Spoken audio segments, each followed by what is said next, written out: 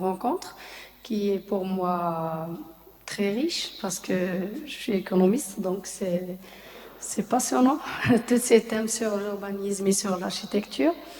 Donc, moi, je vais donner un point de vue du côté de la gouvernance et du côté économique sur le rôle du citoyen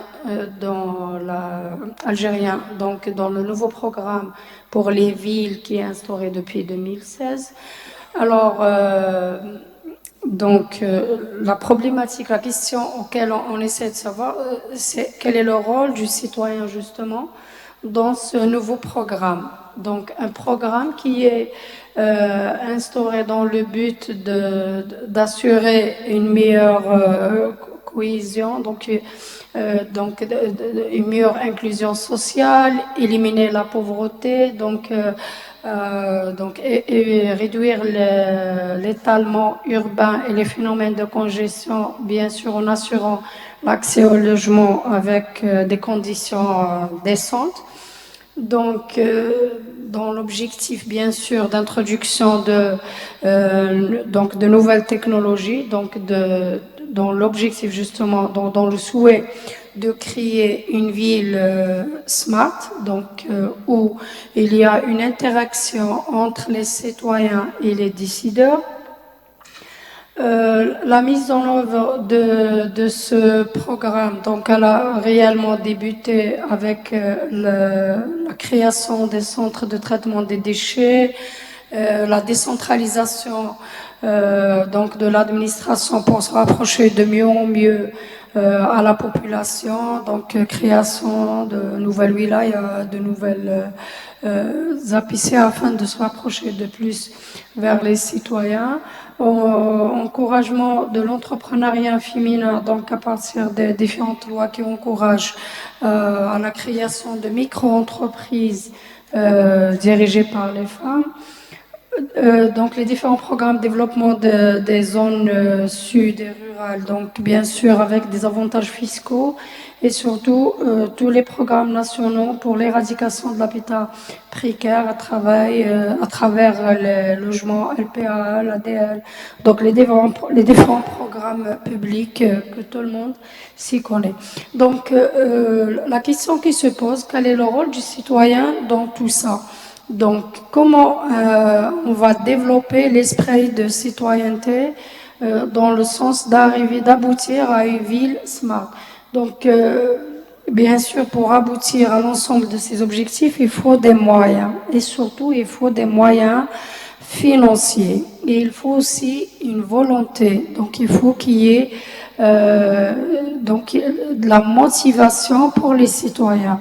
Il faut qu'ils se sentent attachés à la communauté de sorte à faire un effort. D'ailleurs, on peut trouver une meilleure organisation citoyenne au niveau des villages grâce à Tejmat et que dans les centres urbains où la majorité ne se connaissent pas. Donc, c'est très difficile avoir une action soudée pour aboutir. Donc les différentes solutions, donc les différents efforts, les différents défis qu'on a, il faut qu'il y ait une transparence dans les déclarations fiscales parce que pour avoir les moyens financiers pour réussir ce programme national, il faut avoir une meilleure allocation de ressources de l'État, notamment fiscale. Donc, en ayant une transparence dans les déclarations, donc déclarer réellement ce qu'on produit, et bien sûr éradiquer le secteur informel, donc on a carrément un secteur en parallèle. L'augmentation de l'investissement économique afin d'avoir plus de ressources et bien sûr rationaliser les dépenses publiques en évitant toutes les formes du gaspillage. À titre d'illustration, le taux de couverture des dépenses courantes par la fiscalité ordinaire, donc hors hydrocarbures, en 2017, il était juste de 83%. Et il y avait un objectif de dépasser les 90%. cet objectif-là n'est pas encore atteint à cause de la crise économique et sanitaire du Covid. Donc, on a un solde budgétaire public qui est déficitaire de moins 12,3 en 2022. Donc, il s'est aggravé par rapport à 2021 avec une dette publique qui dépasse 60% du PIB en 2022. Donc, tout ça n'est pas vraiment encourageant. On peut dire que c'est une contrainte pour l'aboutissement de ce nouveau programme pour les villes. Bien sûr, il n'y a pas que le côté financier, il y a beaucoup d'autres actions qui ont été faites, donc notamment l'autonomie financière accordée aux collectivités locales. Donc désormais, on leur a on les a dotés d'une autonomie financière, donc d'utiliser toutes les recettes, tous les produits domaniaux et une partie de la fiscalité. Bien sûr, afin de gérer au mieux ces ressources, il faut qu'il y ait une collaboration avec les citoyens. Donc, il faut privilégier, les citoyens doivent privilégier tout, doivent consommer local, ils doivent consommer tout ce qui est national, tout ce qui est public, afin d'aider à l'augmentation des recettes fiscales et publiques. Donc, participer à travers ce que vous avez déjà tous développé avant, donc à travers un mouvement associatif responsable, donc où on doit, donc que ce soit avec des associations ou bien des comités de quartier, donc il faut qu'il y ait une interaction entre les citoyens et les décideurs donc publics, afin qu'il y ait une meilleure gouvernance donc des biens publics.